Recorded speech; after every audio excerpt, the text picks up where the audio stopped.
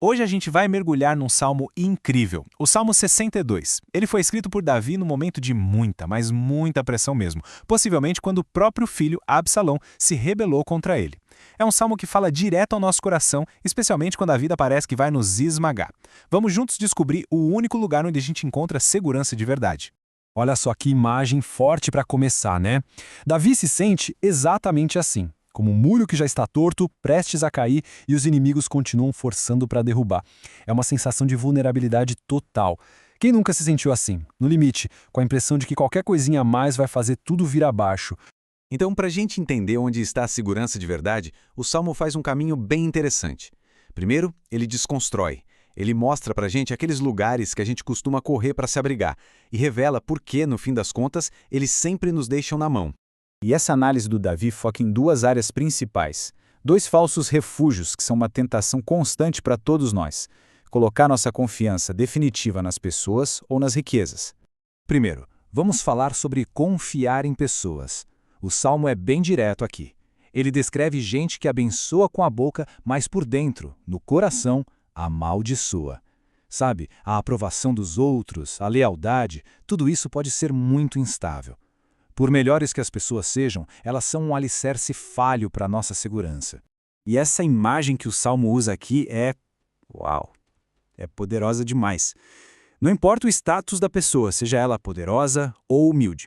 O texto diz que se você colocar toda a humanidade numa balança, o peso de todos juntos é mais leve que um sopro, que o próprio ar.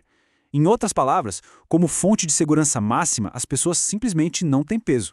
Ok, então vamos para o segundo falso refúgio, a riqueza. O Salmo também nos adverte sobre esse perigo. E o ponto aqui é sutil e muito importante. Não importa se o dinheiro veio de um jeito errado ou de um jeito totalmente honesto. O perigo é o mesmo, colocar o coração nas riquezas. Quando isso acontece, o que era para ser uma bênção vira um ídolo e toma o lugar que só Deus deveria ter na nossa vida. Certo, se pessoas e riquezas são refúgios que desmoronam, para onde a gente corre? É aqui que o Salmo dá uma virada espetacular. Depois de mostrar o que não funciona, Davi aponta com toda a força para Deus, a verdadeira rocha, a única fonte de segurança que é totalmente inabalável.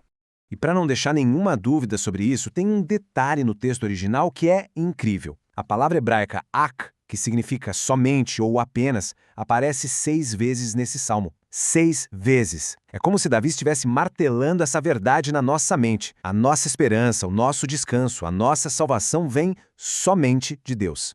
E esse refúgio em Deus não é uma coisa vaga, abstrata. Olha só as palavras que o Salmo usa para descrevê-lo: rocha, salvação, fortaleza, refúgio. Cada uma dessas palavras pinta um quadro.